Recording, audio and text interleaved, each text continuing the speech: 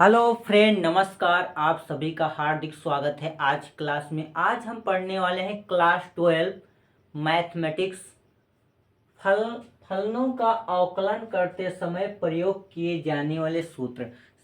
अवकलन पढ़ने से पहले यानी अवकलन चैप्टर में टॉपिक पर जितने भी एक्सरसाइज हैं वे सभी हल करने के लिए हमें सूत्र की आवश्यकता पड़ेगी।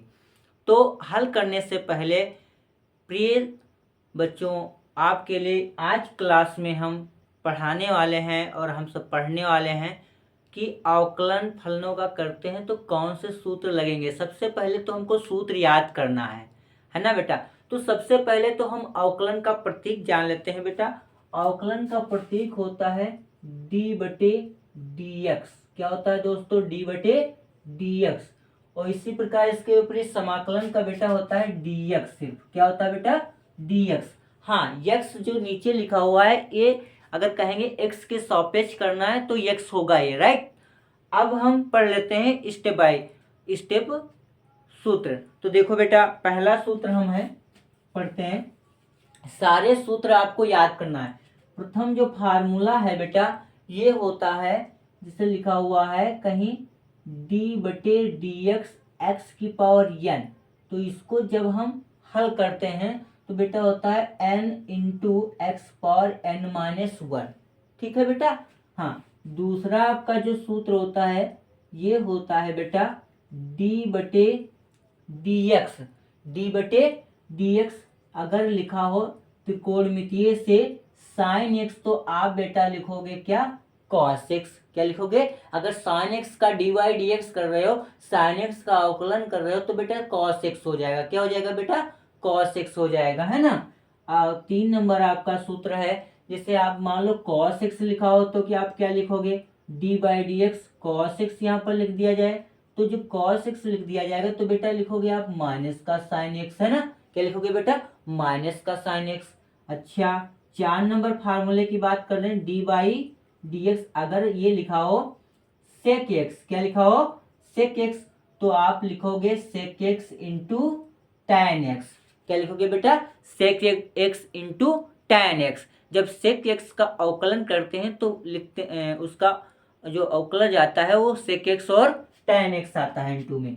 5 नंबर फार्मूला आपका क्या हो जाएगा बेटा? जिसे tan x हो, क्या हो बेटा? d/dx tan x लिखा हो, tan x का करना पड़ जाए तो जब tan x का करेंगे तो बेटा होता है sec स्क्वायर x। क्या होता है बेटा? sec square x। क्या होता है बेटा? sec square x। 6 नंबर देख लेते हैं।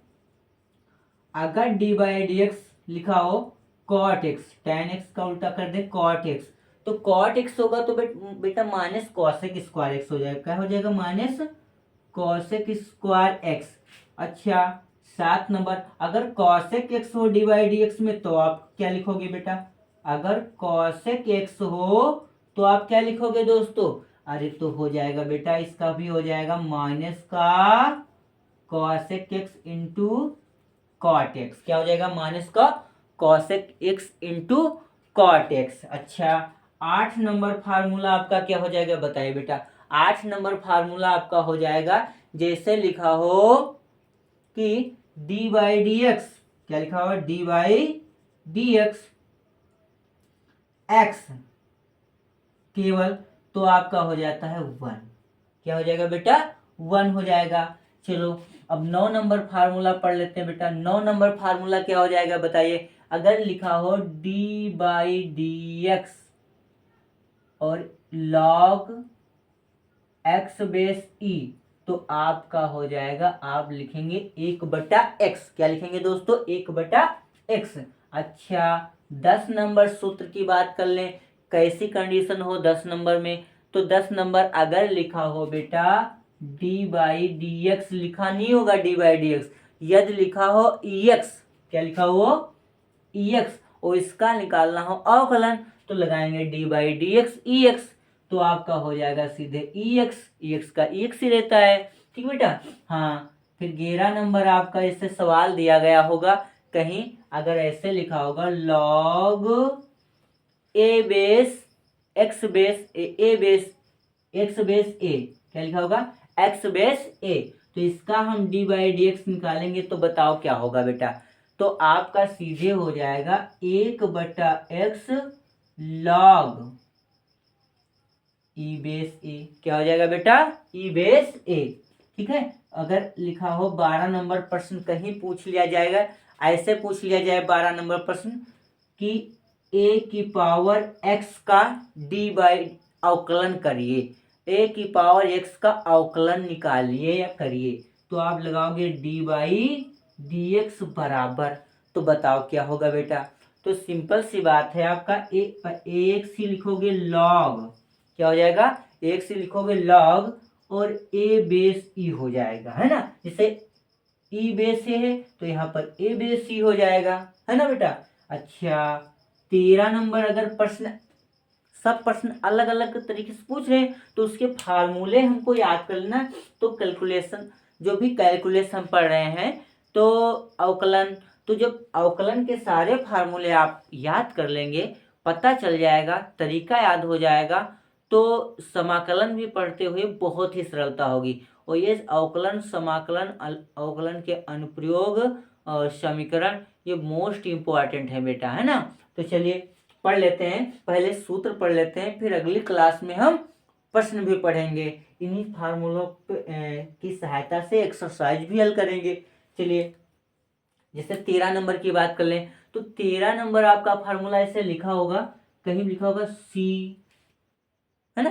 तो सी का अगर हम डी बाई डी एक्स दोस्तों निकालें तो हाँ, जो एक्स नहीं है तो आपका मान बन जाएगा 0। क्या बन जाएगा दोस्तों, 0। अच्छा 14 नंबर प्रश्न कैसा पूछ लिया जाए आपसे, जैसे मान लो इनवर्स में पूछ लिया जाए, जैसे साइन इनवर्स एक्स, जैसे साइन एक्स का पूछा गया, इनवर्स में पूछ लिया जाए डी बाई डी एक्स, तो आपका हो जाता है 1/, क्या हो जाता है दोस्तों, 1/√1 माइनस एक्स स्क्वायर।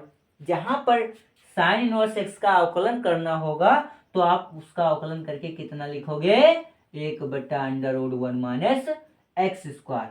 अच्छा आप सोच रहे होगे कि सर कॉस इनवर्स एक्स का क्या होगा, तो बेटा कॉस इनवर्स एक्स का अगर डी बाई डी एक्स निकालो तो यही होगा। अब कहोगे ये एक ही दो कैसे होगा, लेकिन हाँ ऋणात्मक होगा बेटा, जैसे इसमें साइन एक्स होता है ऋणात्मक होता है, कॉस एक्स प्लस निकल गया, फिर जब कॉस एक्स का किया साइन एक्स वाला ऋणात्मक हुआ, तो मान तो वही रहा आपका साइन एक्स का जो आया है ना, लेकिन केवल किसमें क्या लगा लिया, माइनस लगा लिया। क्या लगा लिया, माइनस लग गया।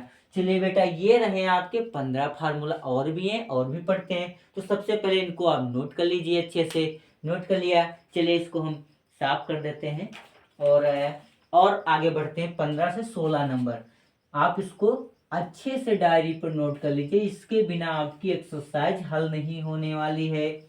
ये बिल्कुल मस्तिष्क में गांठ बांध लो कि जब तक हमको ये सभी फार्मूले बेटा नहीं याद होंगे तब तक हम जो है अवकलन में जितनी भी एक्सरसाइज पढ़ेंगे वो अच्छे से कैलकुलेट नहीं हो पाएंगी। एक मैथमेटिक्स ऐसा ही सब्जेक्ट है बेटा जिसको हम याद नहीं करते हैं, सिर्फ प्रैक्टिकली कैलकुलेट करके, बार बार उसको रिपीट करके उसका मेथड ही पढ़े। जब तक हम मेथड नहीं जानेंगे तो अभी एक सवाल हमको लगाना आ गया, अगला सवाल मेथड ही नहीं पता है हमको, तरीका पता है और मेथड नहीं पता है, वही सवाल हमको पता है लगाना, तो कैसे अगला सवाल आप सॉल्व कर पाएंगे। तो चलिए कितने हो गए थे बेटा, 15 हो गए थे ना। अब 16 नंबर अगर प्रश्न, जैसे 16 नंबर ऐसा प्रश्न आपका आ जाए कि tan इनवर्स एक्स आ जाए, है ना, और इसका डी बाई डी एक्स बेटा निकालना पड़े, तो सिंपल सी बात है, क्या होता है 1 + एक्स स्क्वायर लिखेंगे। क्या लिखेंगे बेटा, 1/1 + एक्स स्क्वायर, है ना। अच्छा अब आप कह रहे सर कॉट का क्या होता है, तो डी बाई डी एक्स जब निकालेंगे किसका, कॉट इनवर्स एक्स का, तो सिंपल सी बात है इसमें भी आप क्या करेंगे, सेम रखेंगे और माइनस लग जाएगा और वही रहेगा सूत्र।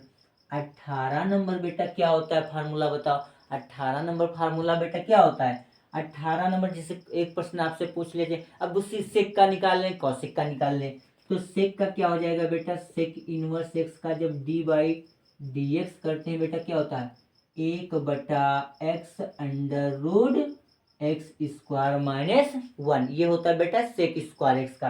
अब आप कह रहे होगे बेटा सर जी की जो है ये आपका ये कौन सा होता है, सेक का है, तो कॉसेक का क्या होगा बेटा, तो कॉसेक का बेटा हो जाएगा आपका क्या बताओ, कॉसेक इनवर्स एक्स का हो जाएगा, माइनस लगा लीजिए और ये यही रहेगा x under root x square minus 1। ठीक है बेटा, ये हो गया। चलो ये प्रश्न हो गए 19 नंबर तक। ठीक है, अब आपका प्रश्न आता है, मान लो दो फलनों के गुणनफल का अवकलन निकालना है, दो फलनों के गुणनफल का अवकलन निकालना है। फिर 20 नंबर आपका प्रश्न आ जाए, दो फलनों के गुणनफल का अवकलन, है ना, दो फलनों के गुणनफल का अवकलन निकालना पड़ जाए बेटा, तो बताओ क्या निकालेंगे, बताओ। तो आपका हो जाता है अवकलन बराबर ये होता है प्रथम फलन गुणे द्वितीय फलन का अवकलन, द्वितीय फलन का अवकलन, है ना बेटा, द्वितीय फलन का अवकलन प्लस, अब द्वितीय फलन रोक लीजिए, द्वितीय फलन गुणे प्रथम फलन का अवकलन, प्रथम फलन का अवकलन, है ना बेटा। हाँ, ये हो गया हमारे लिखित में।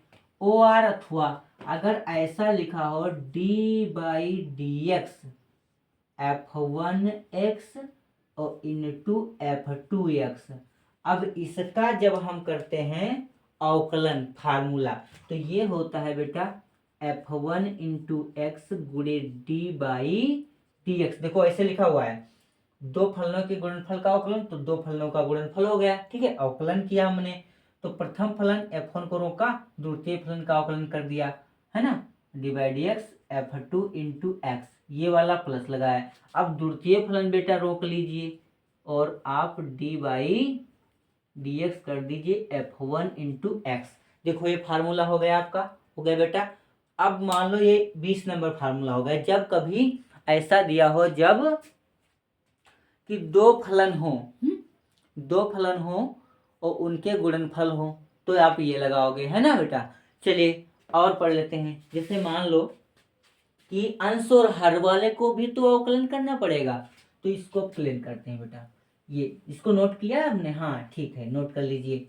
चलो हाँ, ये कर देते हैं, इसको क्लीन करते हैं। बहुत अच्छे से आपको इसको संभाल के ये फार्मूले रखने हैं, जैसे कि कोई वस्तु आपकी इंपॉर्टेंट होती है उसको बहुत संभाल के रखते हो ना बेटा, इनको भी आपको बहुत संभाल के रखना है, बहुत संभाल के रखना है, बहुत अच्छे से याद करना है। चलिए ऐसे मान लेते हैं दो फलनों का भागफल का अवकलन, है ना, ये है 21, दो फलनों का भागफल का अवकलन अगर करना हो बेटा तो क्या होगा, का अवकलन बराबर, थोड़ा बड़ा जाता है हिंदी में जब लिखते हैं ना थ्योरी, तो बड़ा जाता है। देखो तो ये होता है तो इसका मतलब होता है डी बाई डी एक्स, है ना, और ये होता है अंश और बटे हर, ये होगा ना फलनों का भागफल, है ना, तो भाग किया जाएगा ना एक संख्या से,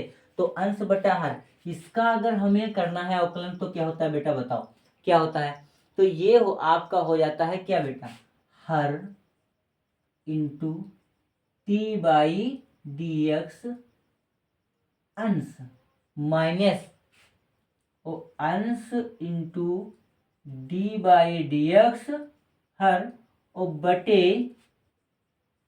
हर का स्क्वायर। ठीक है बेटा, अगर इसको ऐसे आप लिखिए D by d x f1 into x और बटे f2 इंटू एक्स, ऐसे निकालना हो तो आपको पता है f2 इंटू एक्स गुणे और d by d x, f1x minus f1 into x गुणे d by d x f2x है ना बेटा, बटे f2 इंटू एक्स का होल ऑफ स्क्वायर।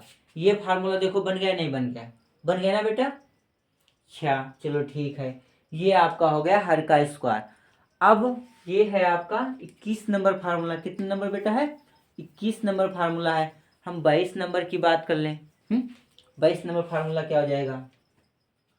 तो 22 नंबर एक फार्मूला आपका उसमें छूट चुका है। कौन सा? अगर ये लिखा हो, अगर लिखा हो डी बटे डी एक्स ए एक्स बटे लॉग ए बेस ई, तो आप क्या लिखोगे बताओ? तो आप क्या लिखोगे? ए बी सी क्या लिखोगे बताओ? तो आप इसको लिखोगे बेटा सिर्फ ए एक्स, है ना, सिर्फ ए एक्स, है ना। जब इसको ऊपर ले जाओ, जैसे ओ आर अथवा, ये ऐसे ही तो बना हुआ है देखो, डी बटे डी एक्स और ए एक्स, और जब इस संख्या को ऊपर लेकर जाएंगे तो इनवर्स हो जाएगी, तो ऊपर की नीचे, नीचे के ऊपर, यानी कि ई बेस ए हो जाएगा, है ना। और बराबर तो लिखोगे तो ए एक्स ही, क्यों? तो ये थे आपके, जब अवकलन पढ़ते हैं तो उससे पहले हम फार्मूला याद करते हैं बेटा। तो ये कक्षा 12 मैथमेटिक्स वाले जो प्रिय छात्र हैं और उनको अवकलन पढ़ना है, तो सबसे पहले तो उनको पढ़ना पड़ेगा बेटा सूत्र।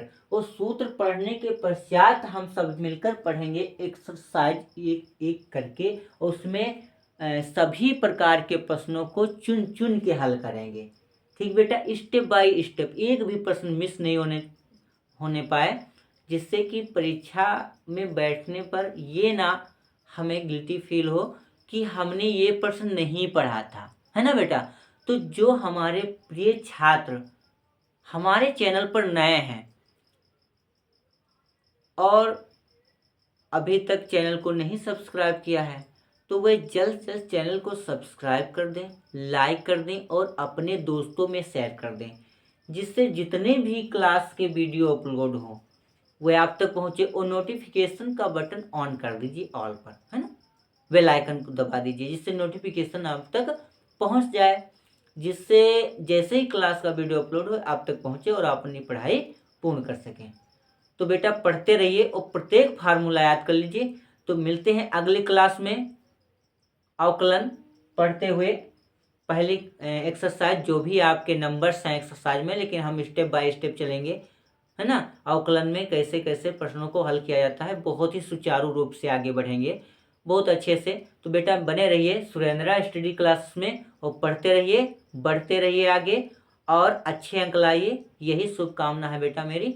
पढ़ते रहिए, देर तक पढ़िए और जो भी याद करिए तो अच्छे से याद करिए। सुबह याद करिए, शाम को याद करिए, बट आपके घर वाले जब सो जाएं तब पढ़ाई करिए याद करने वाला। और जो भी आप पढ़ रहे हो थोड़ा मुंह से बोल के पढ़िए, जिस कारण से जो मांसपेशियां हमारी हैं, जब मुंह से बोलते हैं तो कान से आवाज़ आ रही, कान से ही सुनते हैं बेटा। अब आप हंसोगे कि अरे सर जी ने कहा कौन से आवाज़ आ रही, तो बेटा ये नहीं, जब हम बोलते हैं तभी तो, जब भी कुछ बोल रहे हैं तो जो भी सुनते हैं, जब कान से सुनते हैं, जब कोई बोलता है तो नींद नहीं लगती इससे।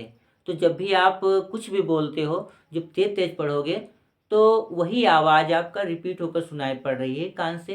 और जब मन में पढ़ रहे हो तो जब लिप्स आपके नहीं चढ़ेंगे, होंठ नहीं चलेंगे, तो आपको नींद बहुत जल्दी आएगी। तो आप जब जो भी पढ़िए बेटा तो तेज पढ़िए। अब ये मत शर्माइए कि घर वाले जान जाएंगे कि हाँ बच्चा तेज, तो क्या, जिसको शर्म नहीं आनी चाहिए, नहीं, जो बच्चे के अंदर शर्म है तो आगे कहाँ बढ़ पाएगा, शर्माएगा, पूछेगा नहीं, है ना। चलो ठीक है बेटा, पढ़ते रहिए। जो भी समस्या आप कमेंट बॉक्स में लिख के भेज दीजिए और आपका सोल्यूशन आप तक पहुंच जाएगा। तो जय हिंद, जय भारत।